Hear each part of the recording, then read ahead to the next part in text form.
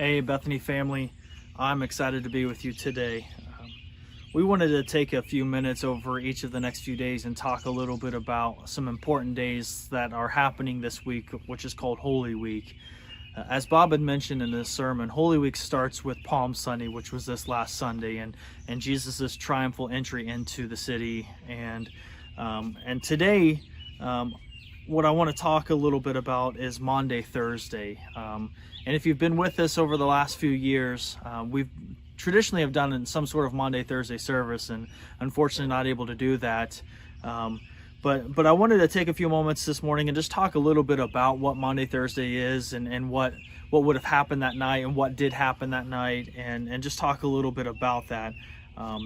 Maundy, Thursday is observed the Thursday before Easter, and it marks the night that Jesus shared in the Passover meal with his disciples, and it would happen on the night before his crucifixion.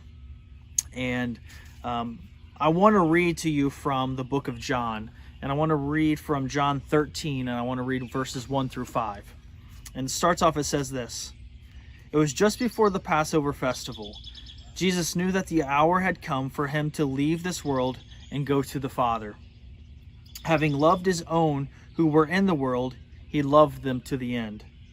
The evening meal was in progress, and the devil had already prompted Judas, the son of Simon Iscariot, to betray Jesus.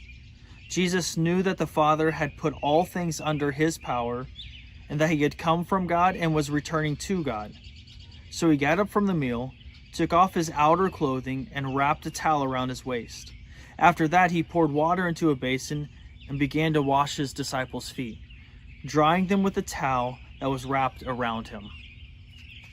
This was an amazing act of humility and an incredible act of love that Jesus was doing tonight, this evening, and Jesus was showing his disciples, his followers, the full extent of his love for them by willingly and sacrificially taking on the role of a servant.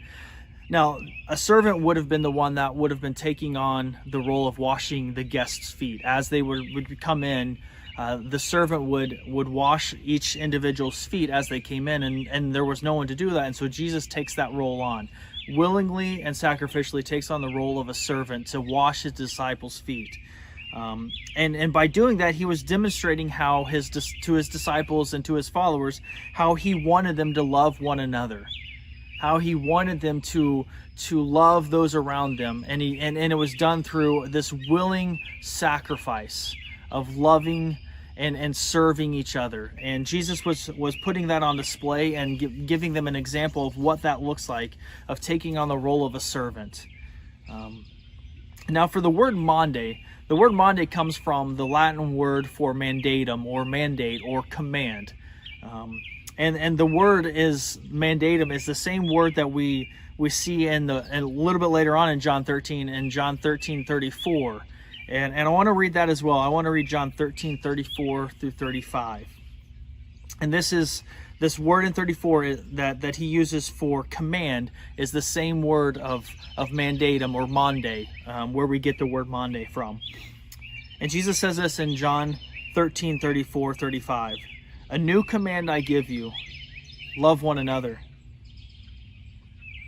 As I have loved you, so you must love one another. By this everyone will know that you are my disciples, if you love one another."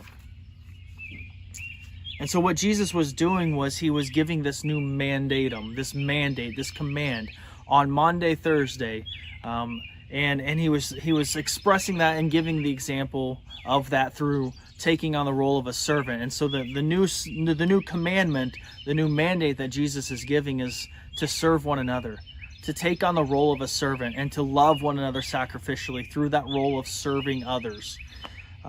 So on this Maundy, Thursday, I want to encourage you to think about John 13 and this new command that Jesus gives us by showing us and putting on display through the washing of the disciples' feet.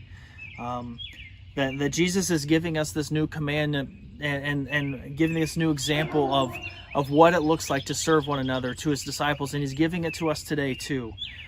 This new commandment that he gives us, and that's to love one another. And that's to love one another through humility, and through humble service, and to take on that role of a servant. And so I pray that you are encouraged this Holy Week and on this Maundy, Thursday. And I pray that you also look at in your own community, in your own homes, in your own neighborhood, wherever you are, that you take to heart this new commandment that Jesus gives us, and that's to love one another.